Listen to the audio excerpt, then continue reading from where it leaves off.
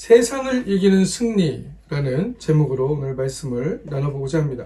하나님께서는 우리에게 하나님의 아들이시고 생명의 근원이신 예수님을 우리에게 보내주셨다라고 말씀하십니다. 그리고 우리가 그 아들을 하나님께서 보내주신 구원자로 고백할 때 그리스도를 믿는 자마다 하나님께로부터 나온 자다라고 말씀하고 있는 것이죠. 우리가 하나님의 자녀로서 택함을 받았는데 그 택함을 받은 자들, 하나님의 양으로서 택함을 받은 사람들은 목자의 음성을 알게 된 것이죠. 우리가 이 믿음이라는 것이 그냥 내가 믿고 싶으면 믿어진다고 생각하는데 그렇지 않습니다. 내가 믿고 싶은 대로 믿는 사람들이 있어요. 인간은 대부분 그렇습니다. 내가 믿고 싶은 것을 믿고 내가 보고 싶은 것을 보고 내가 듣고 싶은 것을 듣고 있는 게 우리 인간의 삶입니다. 믿음 안에서도 그러한 믿음 생활을 하는 사람들이 있죠. 하나님을 내가 믿고 싶은 대로, 내가 듣고 싶은 대로, 내가 보고 싶은 대로 보려고 하는 사람들이 있습니다. 성서에도 그런 사람들이 있었죠.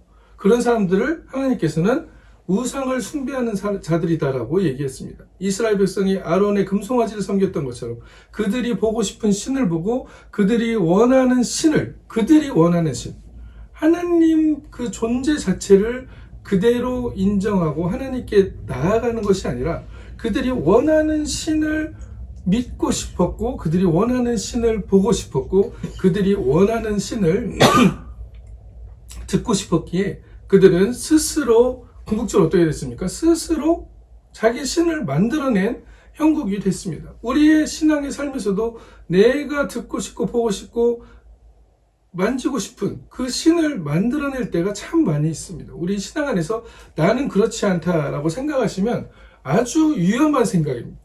내가 그렇기 때문에 내 자신이 깨어져야 되는 것이고 나의 관점들이 깨어져야 되는 것이고 나의 생각들이 깨어질 때만이 나의 주장들이 깨어질 때만이 하나님의 진리의 영이 내 안에 들어와서 나를 주관하게 되신다는 것을 한 성서는 계속적으로 이야기하고 있습니다. 예수님은 이것을 자기 부인이라고 이야기하는 것이죠. 나 자신을 증폭시키고 나의 진리를 증폭시키려고 하는 것이 아니고 나 자신을 더욱더 깨트리고 내가 가장 귀하다고 여기는 것들을 하나님 앞에 깨트리면서 하나님께 순종하면서 나아가려고 하는 그 몸부림침을 하나님께서는 애통하는 자라고 이야기를 하고 있습니다. 세례의 기도, 그 애통하는 기도가 바로 이러한 기도이다. 이러한 모습들이 하나님께서 찾으시는 상한 심령이다라고 말씀하고 있는 것이죠. 하나님을 사랑하는 사람은 그렇기 때문에 죽음을 이기는 사람인 것입니다. 오늘 요한일서 5장 1절에도 예수께서 그리스도이심을 믿는 자마다 이것을 믿는 자마다 하나님께로부터 난 자니 또한 낳으신 이를 사랑하는 자마다 그에게서 난 자를 사랑하느니라 라고 말하고 있습니다. 하나님을 사랑한다고 하면서 그리스도를 주로 영접하지 못했던 사람들이 있습니다. 예수 그리스도를 하나님의 아들로서 인정하지 못한 사람들이 있었습니다. 왜 그랬습니까?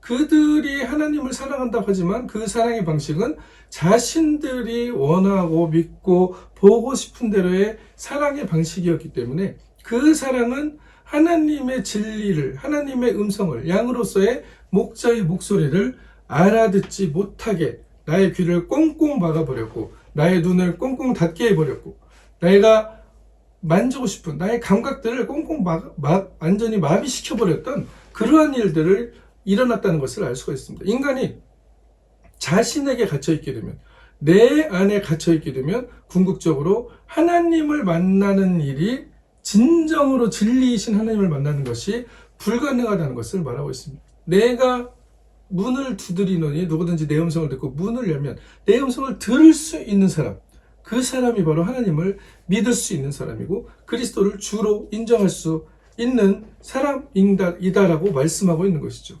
하나님을 사랑하는 사람은 예수님을 그리스도로서 사랑하게 됩니다. 하나님의 아들이시기 때문에 사랑할 수 있는 것이죠. 그리스도를 사랑한다는 것은 영생이 우리 안에 있다. 영생이 그 안에 있다는 것은 무엇입니까?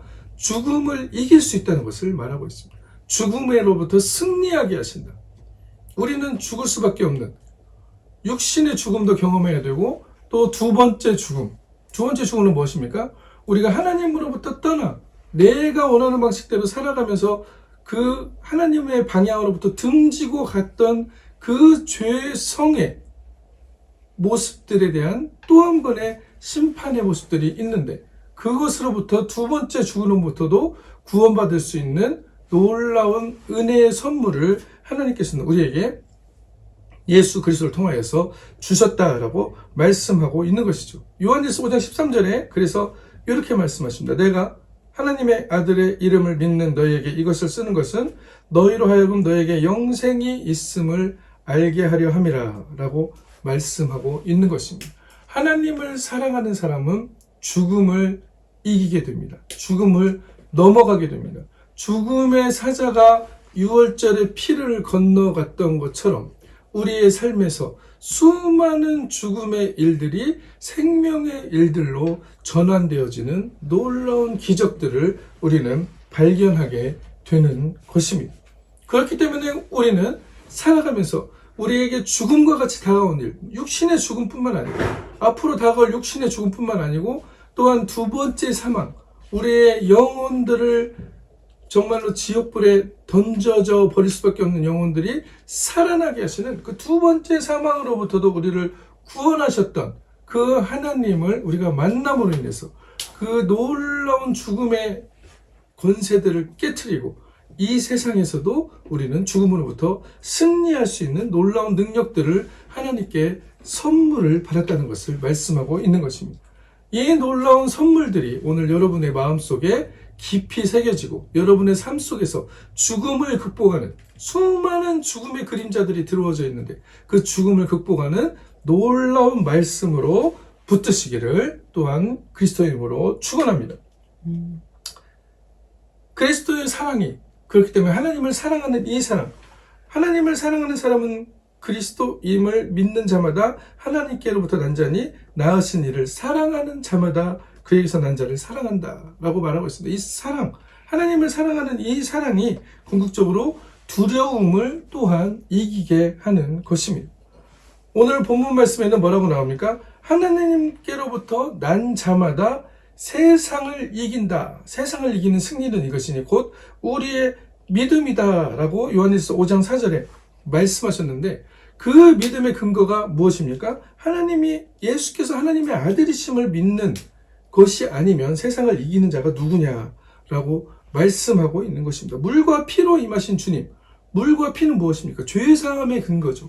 우리의 죄를 사함으로 인해서 우리는 하나님의 음성을 들을 수가 있고 나 자신으로부터 빠져나올 수가 있고 내가 믿고 싶은 신, 내가 듣고 싶은 신, 내가 만지고 싶은 신이 아니라 진정으로 나의 근원이셨고 내 창조의 근원이시고 온 우주의 창조의 근원이신 그 놀라운 하나님을 우리는 만날 수 있는 놀라운 축복을 허락하셨다는 것을 말씀하고 있습니다. 이 성령과 물과 피로써 우리가 하나님을 사랑할 수 있고 음성을 들을 수 있는 권세를 얻었는데, 이 사랑으로서 우리는 또한 죽음을 이기게 하시고 두 번째로는 두려움을 또한 이기게 하신다라고 말씀하고 있습니다. 요한일서 4장 18절에는 그렇기 때문에 사랑 안에 두려움이 없고 온전한 사랑이 두려움을 내어 쫓는다라고 말씀하고 있습니다. 이 두려움에는 형벌이 있기 때문이다. 두려움에는 형벌이 있음이라 두려워하는 자는 사랑 안에서 온전히 이루지 못하였느니라 라고 말씀하고 있는 것이죠. 잘못된 사랑을 하면은 우리는 파멸로 가게 됩니다. 내가 만들어낸 하나님을 사랑하게 되면 파멸로 이르게 됩니다. 왜 그렇습니까? 그거는 진정한 하나님이 아니기 때문이죠. 우상이 되어질 수밖에 없는 하나님을 하나님이라고 부르지만 주여 주여 내가 주의 이름으로 병을 고치고 많은 사람들에게 복음을 전파했는데 라고 말하지만 내 안에 하나님을 사랑하는 그 진정한 사랑으로 내가 깨어지지 못한다면 궁극적으로 나는 내가 보고 싶은 것만 보고 신앙생활을 했고 내가 듣고 싶은 것만 듣고 살았고 내가 만지고 싶은 것만 만지고 살았구나 라고 내가 생각하고 싶은 것만 내가 그리고 싶은 것만 그리고 살았구나 라는 것이 바로 성서에서 말씀하는 것입니다. I-centered, 내가 중심이 되어서 신앙생활을 했고, 내가 중심이 되어서 이 세상을 살아가고 있었고, 내 자아만 키우는 삶을 살았구나라는 것을 말하는 것이죠. 그 안에는 두려움이 있습니다. 왜요? 내가 하는 것이 잘못될까봐. 이게 잘못되면 어쩌지? 이렇게 해서 잘못돼서 하나님께 벌 받으면 어쩌지? 라는 생각까지도 사실은 하나님을 두려움의 대상으로 생각하는 것입니다. 하나님을 진정으로 사랑하는 사람들은 하나님 앞에 두려움이라는 것은 없어지게 되는 것이죠. 하나님을 예배할 때 은혜와 감사와 사랑으로 하나님께 나아가는 것이지 하나님을 두려움으로 나아가는 것이 아닙니다. 두렵고 떨림이라는 것은 하나님 존재를 두렵고 떨림으로 나가는 것이 아니고 우리의 죄성이 있기 때문에 이 죄가 하나님께 가까이 할 수 없기 때문에 그 거룩함에 가까이 할 수 없기 때문에 우리의 죄들이 하나님 앞에 두렵고 떠는 것이죠. 또한 사도 바울은 두렵고 떨림에 대해서 이야기했습니다. 내가 두렵고 떨림으로 매일 날마다 죽으면서 나의 구원을 이뤄간다라고 얘기했는데 그 두렵고 떨림은 어떤 구원입니까? 내가 나 자신을 보면서 애통하는 두렵고 떨림이죠. 하나님으로부터 멀어질까? 하나님을 사랑하는 마음으로부터 멀어질까 두려워하는 그 두려움입니다. 두려움에 다른 두려움들이 있어요. 내가 하는 것이 잘못될까 하는 두려움. 내가 계획한 것이 안 이루어질까 하는 두려움. 그거는 전부 내가 중심이 된 메시지죠. I-centered 메시지에서 나오는 두려움들입니다. 하나님께 나올 때도 내가 안 나오면 벌 받을까봐 나오는 두려움. 그 두려움 자체도 하나님께 드리는 두려움이 아니고 내가 중심이 된 두려움이라는 것을 우리는 발견해야 하는 것입니다. 사랑 안에는 두려움이 없고 하나님을 사랑하신다고 하시면 사랑 안에는 두려움이 없고 온전한 사랑이 두려움을 내어 쫓는다라고 말씀하고 있습니다. 주님을 사랑하는 사람들에게는 온전한 사랑이 이루어지고 온전한 사랑은 온전한 믿음으로 연결되어진다는 것을 말씀하고 있는 것이죠. 두려움은 믿음의 정반대의 이야기가 되는 것입니다. 그렇기 때문에 사도 바울은 주를 사랑하지 않으면 저주를 받는다라고까지 강력한 메시지를 보내고 있습니다. 고린도전서 16장 22절에 만일 누구든지 주를 사랑하지 아니하거든 저주를 받을지어다 라고 말씀하십니다. 주께서 임하시는 일. 왜? 궁극적으로 하나님을 등지고 걸어가는 모든 길들, 하나님이 진정한 나의 구원자이시고 나의 창조주가 아니고 내 중심의 메시지로, 내 중심의 언어로, 내 중심의 신앙으로 살아가는 모든 길들에는 죽음의 그림자가, 저주의 그림자가 궁극적으로 들여지기 때문입니다. 그 끝은 바로 사망이기 때문입니다. 하나님을 온전히 사랑하지 않으면 그 죽음을 이기고 승리할 수가 없기 때문입니다. 아무리 이 세상에서 발버둥 치고 내가 스스로 노력하고 그것을 통해서 이기고 승리하고 뭔가를 쟁취했다고 할지라도 그것의 끝은 사망이고 그것의 끝은 바람에 나는 겨와 같이 나의 죽음과 함께 사라져 버리기 때문입니다. 하나님의 영광이 드러나지 않습니다. 나의 영광을 드러내려고 할 때 하나님의 영광은 드러내지 않습니다. 많은 사람들이 하나님의 영광을 드러낸다고 얘기하지만 우리는 이것을 깊이 살펴봐야 됩니다. 정말 내가 하나님을 사랑함으로 내 안에 두려움이 존재하고 있지 않을까. 이 두려움은 내 중심으로부터 나오는 두려움이기 때문이죠. 내가 계획한 것이 잘 되지 않을까 하는 두려움, 내가 하나님께 나아가지 않으면 벌 받을까 봐 하는 두려움, 죄책감들, 이러한 것들을 통하여서는 하나님 앞에 온전하게 나아갈 수 없고 이것이 바로 하나님께 영광 돌릴 수 있는 가장 반대의 길로 하나님을 등지고 가는 길임을 발견해야 한다고 말씀하고 있는 것입니다. 바울은 강력한 메시지를 드립니다. 저주를 받을지어다. 그 길로 가고 있기 때문이죠. 그 길로 가고 있기 때문에 돌아서라는 것입니다. 하나님을 향해 돌아서고 빛 대신 주님을 향해 우리가 돌아설 때만이 우리에게 죽음의 그림자가 사라지고 승리하게 되고 우리 안에 두려움이 사라지게 되고 승리하게 되며 하나님과 온전한 사랑을 이루게 된다라고 말씀하고 있습니다. 우리가 하나님을 사랑한다고 하는 사랑은 어떠한 사랑입니까?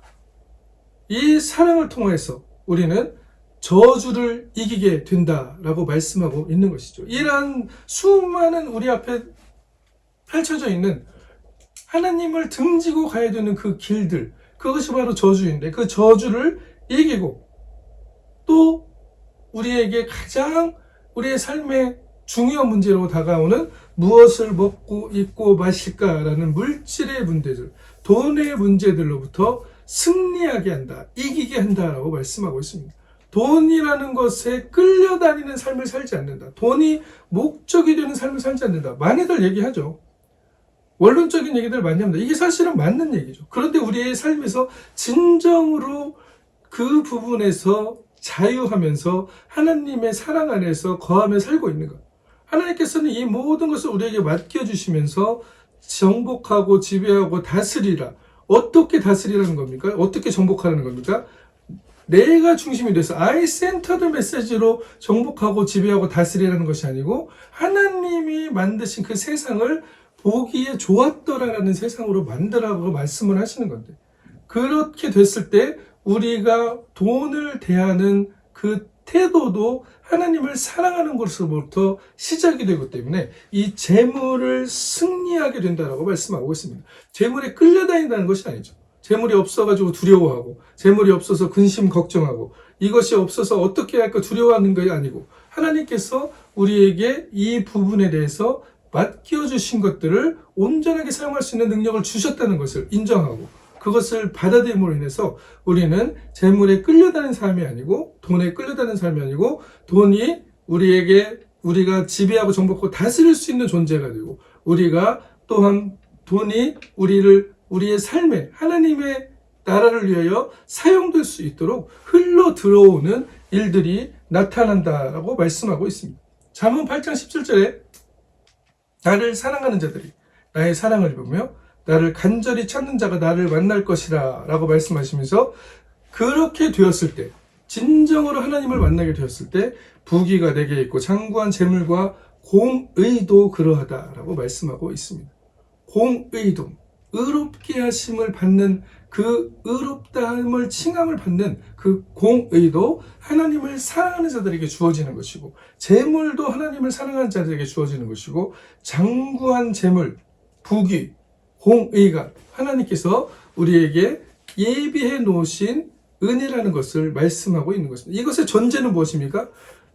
내가 중심이 된 I-centered 메시지, I-centered oriented life로 가는 게 아니고, 내가 중심이 돼서 가는 삶이 아니고, 어떻게든 취해야 되고, 어떻게든 경쟁에서 이겨야 되고, 어떻게든 뺏어야 되고, 어떻게든 내 영역을 확보해야 되는 것이 아니고, 정말 하나님께 온전하게 하나님을 사랑함으로 맡겨드림으로써 하나님 사랑이 내 이웃에게까지 흘러갈 수 있는 그 열려있는 마음들, 그 용기 있는 결단을 할 수 있는 마음들, 이 세상은 그게 안 된다고 얘기하죠.